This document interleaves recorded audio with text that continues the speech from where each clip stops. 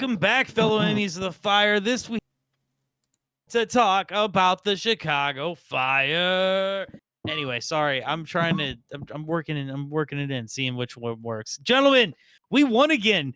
Is this how soccer's like when it's fun?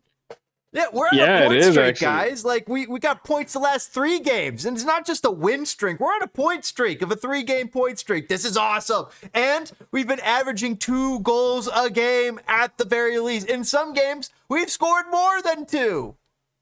Yep. And so, like, to let the people know, the Chicago Fire took on Toronto. They were on the road again. There's 2. By the way, these 2 wins have been on the road.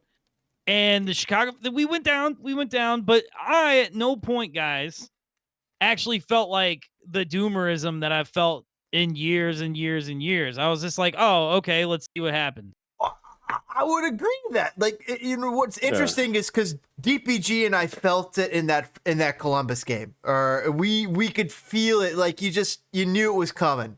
So you knew that the snap was going to break. And then in the DC game, that was another game where, like, in the last few minutes, like, in the Fire give the ball, and you could kind of feel it.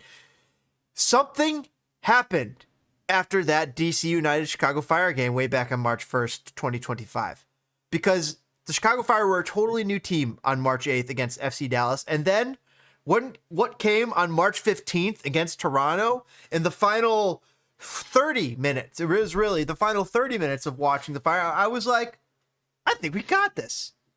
By George, I think like we got this. And I didn't feel that fear, that flutter, that nervous contentiousness that was ringing in my heart on that or previous of the game of March 1st. And sure enough, they locked it down. They pulled it off. Yep. In fact, they should have maybe even had a third goal that was called back, I think, incorrectly. Oh my God. That was a Hugo, BS call. So before we talk about how the most offensive production we have comes from the wings and not the forward wings, Hugo had a goal, right? A real smash and grab kind of goal. And then he had another goal. He had a brilliant goal off a corner, and they called Marin Holly Selassie, who had to come in for Zinkernagel, who went down. And they called him for a foul. Dude didn't do anything. Like, that was the lightest, like, worst call. I mean, it was light. It was so light. I'm a goalie defender, and that was light. So it was light. On top of that, it was there. He was like sandwiched between a defender and a goalkeeper. Yes, there's a defender there too. Like it was ridiculous, and then Sean Johnson freaking falling down like he got shot. Like he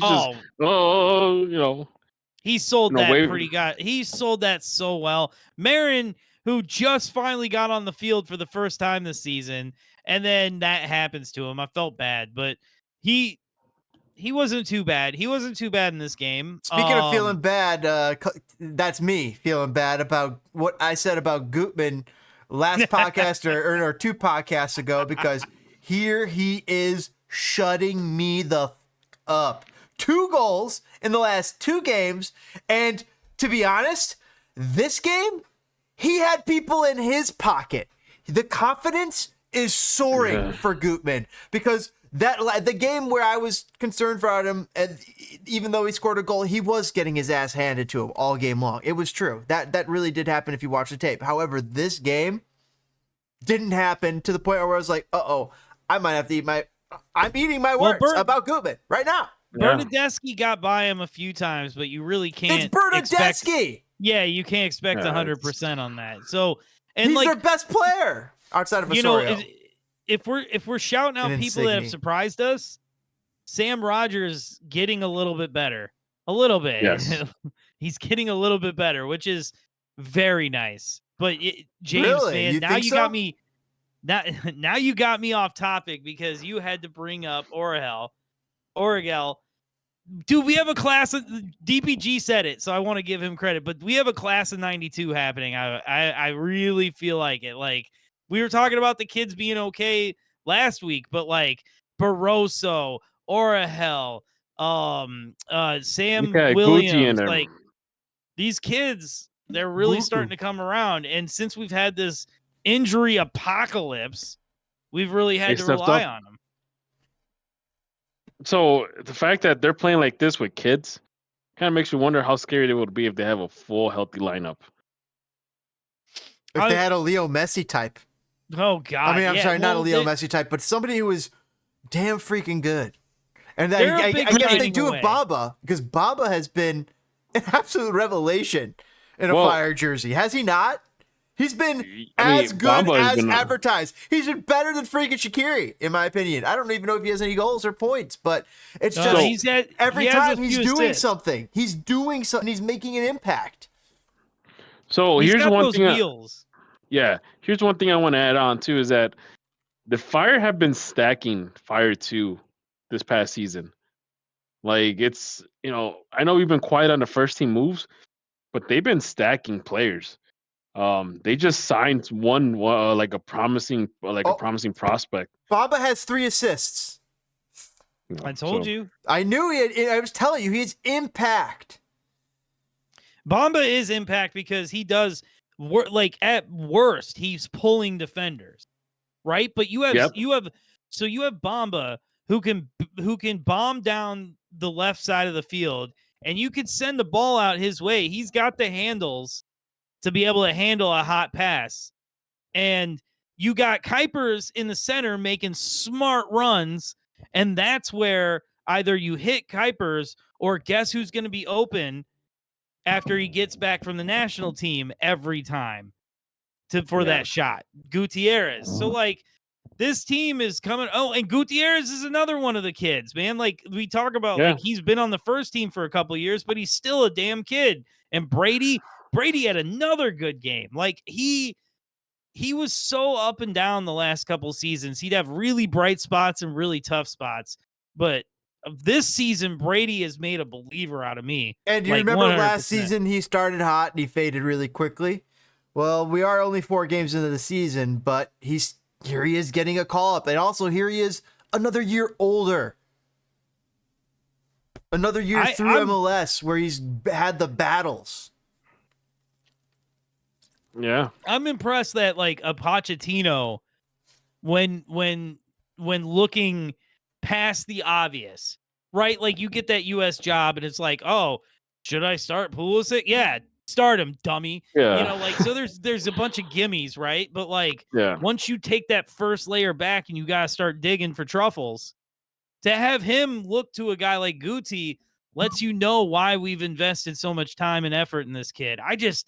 God, if he could just put on, 7 pounds of muscle, I think he'd be perfect.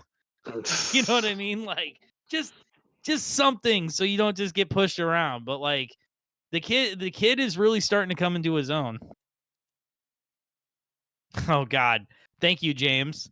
So anyway, that was the Toronto game, which made us all so very happy. This is what watching soccer is fun.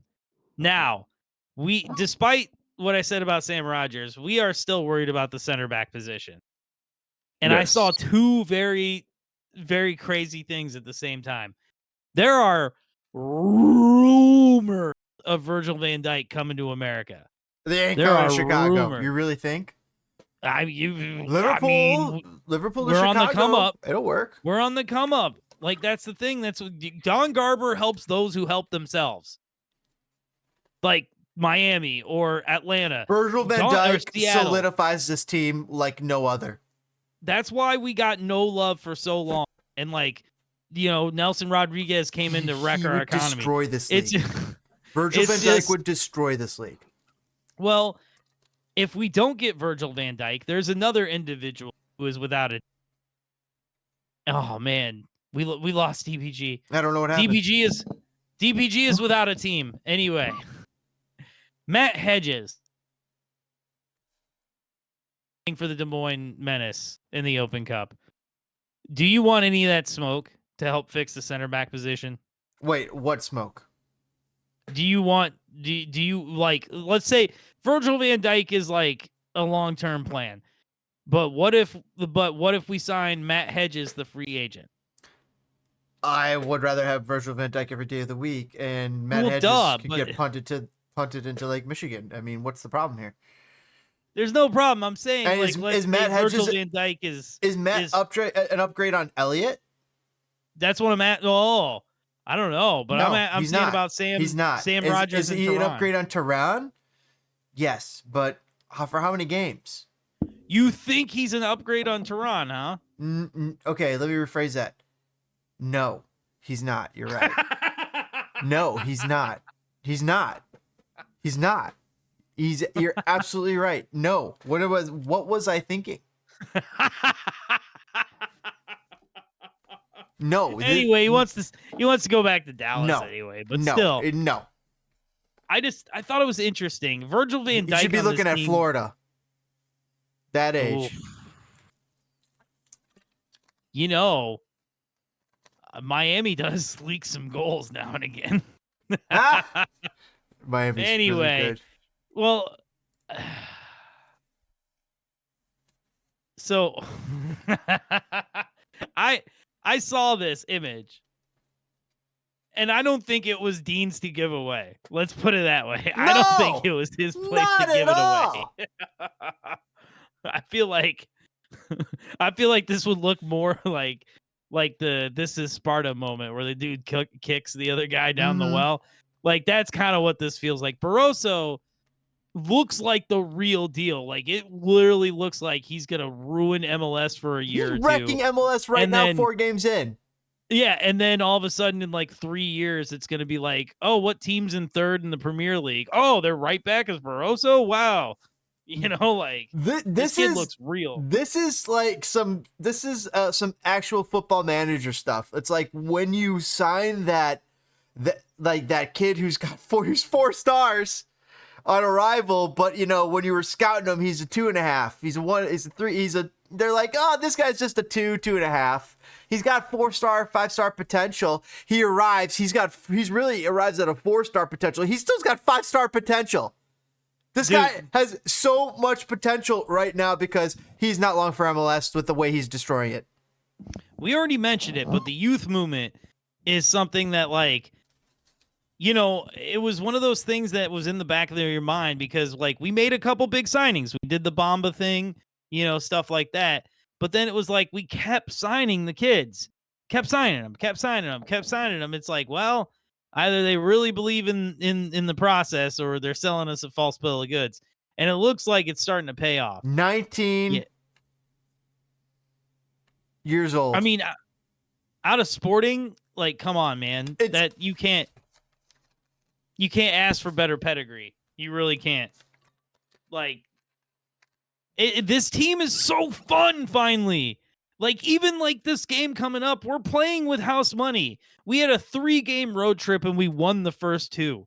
And now we're going to get against the number 1 team in the league right now, 4-0, Vancouver.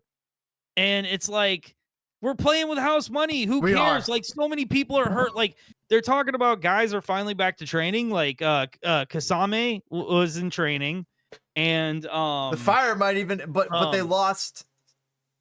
But we lost a few players. Lost, but like, here's the thing: hold everybody back. Don't bring anybody back this week. Anybody who's like kind of ready, don't bring them back.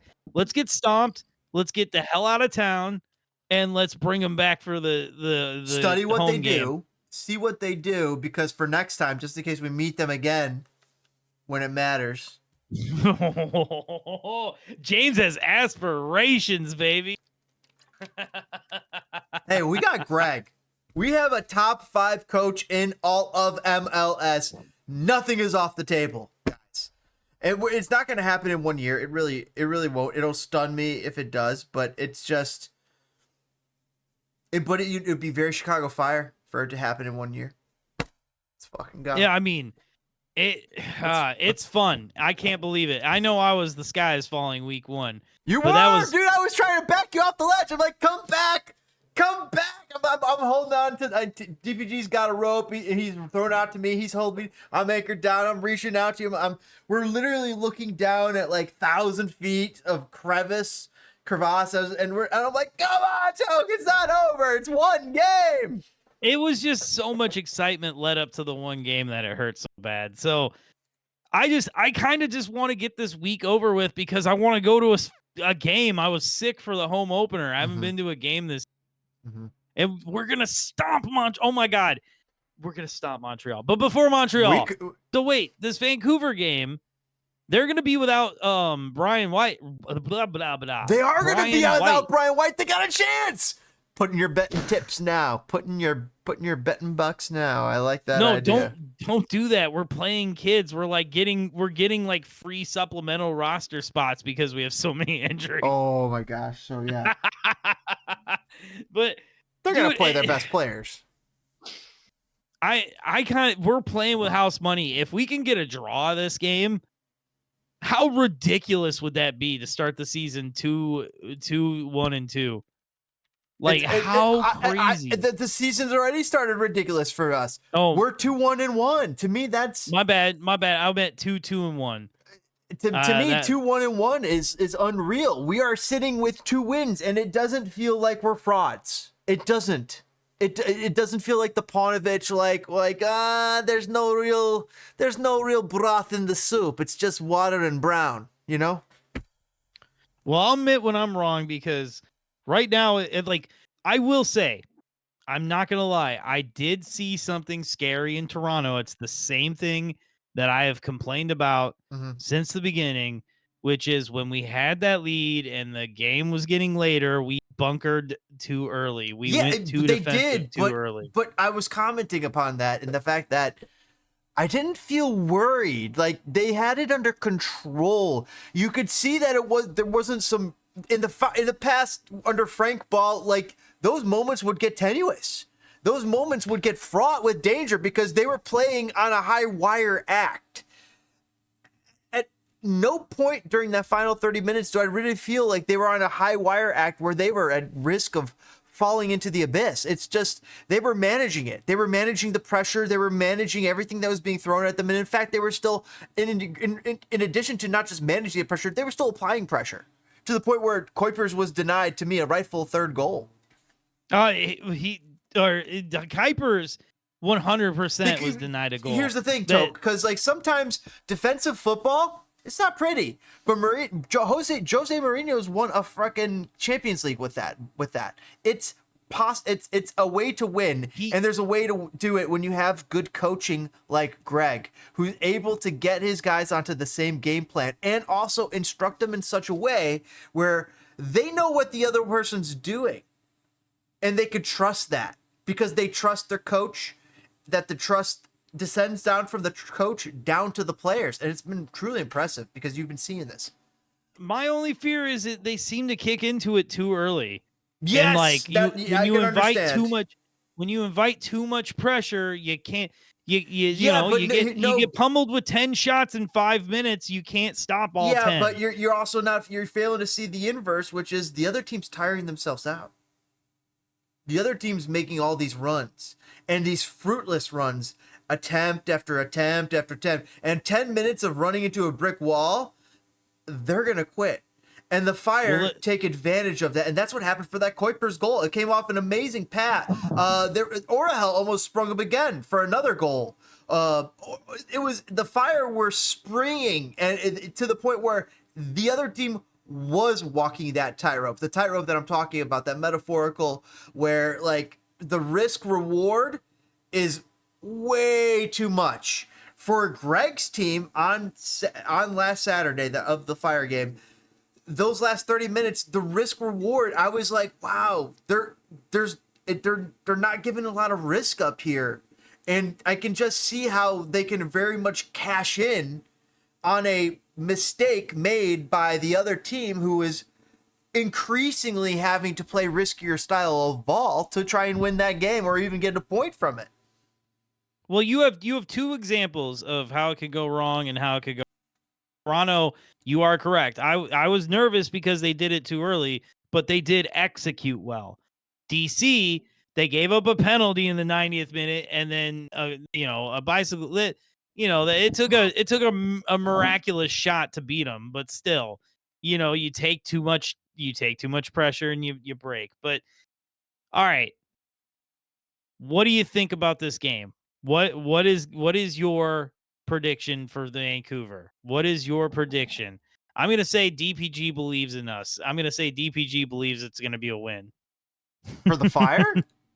Yeah, I'm throwing him out there. I think I thought you said really they're all playing kids. I mean, if Kuipers is playing, I can't see how. If Kuipers is playing and Brian White is not, I don't see how the Fire and Brady's there. I mean, Vancouver has a good team, and most of their team is not missing, I would imagine. However, the Fire got a freaking shot here, and guess what? They got to lose some time. So you're saying that I mean, and if this happens, you think we're happy this week, but you're saying the Fire could win 3 road games in a row when that used to take 5 seasons. I mean, I don't know. Brerhalter's son. Yeah, 100% yes. It's a father-son affair. I don't know, like Blackmun. I think I know that guy, but I don't really like Ahmed. Same thing. I don't really, and like I know that one guy's Brerhalter's kid, but like I don't know anything about this team. Like, because they're quietly great. Don't. I mean, yeah, they've not lost a game. They're 4-0-0. I mean, maybe they lost. Oh, they won that on away goal. So, I think the Fire are gonna confound them. I see it. I see it. They're missing Brian White too, so I mean that is definitely gonna hurt them. This is the game where we only get one. They have Ryan Gauld. Oh, really? Yes, I love it, dude. I'm telling you, it's a Marshall Ruddy. 1-1 draw. 1-1 draw. We'll see. What do you got? Oh wow! What do you got? Tell me. I can see 1-1. Okay, I like that 1-1 draw. I'll buy in. I'll buy in for the 1-1 draw. You're buying in on the James. We don't often agree, but when we do, it's beautiful. 2-1 Chicago Fire win. Let's go. 2-1 Chicago Fire win. Okay. I really like the 1-1 call. I think that's really what it's going to be. But here's the thing: when you said it, it made me believe that it was possible, because here the Fire are standing with 2 games in my opinion where they feel wronged. The Fire feel wronged, right? What happened to them in the first 2 games, they feel wronged. I heard it from Gregg. I heard it from him, the man himself. And what do you see here? You see a draw and a loss. I could see this very well being 3-1-1-1. 3-1-1-1. I could just for that reason, because you say a draw is possible. Yes, a draw is very well possible, but also the Fire could edge this other team out. However, Vancouver's damn good, and we're traveling to Vancouver. Yep. I mean, so it's and we're traveling again and again and again, and at some point it's got to catch up to the Fire. You just can't win them all, certainly. But you know what? The same can be said for the 4-0 Vancouver, because when are they going to lose? It's bound to happen. And why not against Gregg? Why not us? I love it. Why not us? Okay, so before we sneak out of here, because this has been a wonderful episode, I got one more thing to ask you. One more thing to talk about. I've said it 1,000 times. This is an injury apocalypse. So, how long before we are fully legit? How long before this team is like firing on all cylinders? We're like locked in. We're not really worried about transfers. Like, is that like after the summer window, will we be like, wow, we have a complete team? What number is Jonathan Taves of the Blackhawks? 18 games in, the 19th game. All right. The 19th game. The all 19th game. I don't know when we'll look whole, but it'll take 18 games. Coming back it's going to take 18 games. But the 19th game, we're going to be like, there it is. I mean, we could really start going down the rabbit hole. Constant injury and like kind of hasn't looked great. Does Marin Holly Selassie beat him out for that role? You know, like we have some questions. There's some questions. What does it just? Oh, it's exciting again, James. I can't believe it's exciting again. And why is it exciting, Toke? What has changed with the Chicago Fire to make it exciting? I hope there's actual hope in like. Who's the GM of this team? I think that's Gregg Brerhalter. I don't think it is, but it is, right? Technically, it's Gregg Brerhalter is the coach and GM technically, because he's the bald guy of soccer operations over there. He's the technical director. He's the director of baldness. But the great thing is that they handed him the controls. They handed him the entire kitchen, everything. They gave him the sous chefs. They gave him the ability to order what he wants, what ingredients. It's been. I hope he's not done yet because it's. Gregg Brerhalter is his name. The Chicago Fire's general manager's name is Gregg Brerhalter, but it's really, he's got 2 G's too. Is this a made up name? Did you not know this? This is a made up name. We literally. This guy isn't real. He's talked about this. He's a paper tiger. No, this dude's more like he fills out the paperwork. Like Gregg is, he'll go and like iron out all the details of the deal, but Gregg will be like, get this guy. You know what I mean? Right. Gregg is in charge, and change is happening much faster than I thought it would, and it makes me very happy. I am not going to lie. And it has. It's happened faster than I thought it would.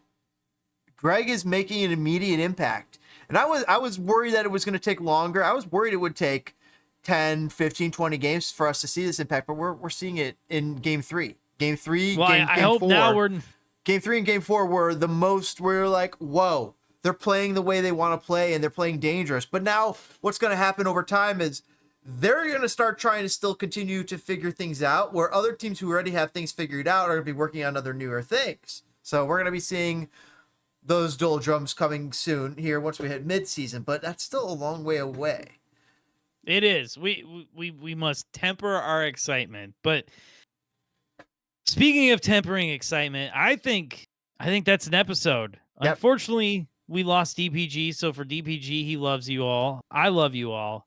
And James, what should they do? What should the people do? What should they do if they're still here? I appreciate it if you Googled the like button real nice and slow. And also, if you subscribe, and it helps us hit our goal of 500 subscribers before the year is out and the new season begins for the World Cup 2026. But let's go. We'll see you guys next time here on Enemies of the Fire. We have new content every week, weekly videos, and every week we got a new podcast. We'll see you guys next time here on Enemies of the Fire. Thanks. Bye.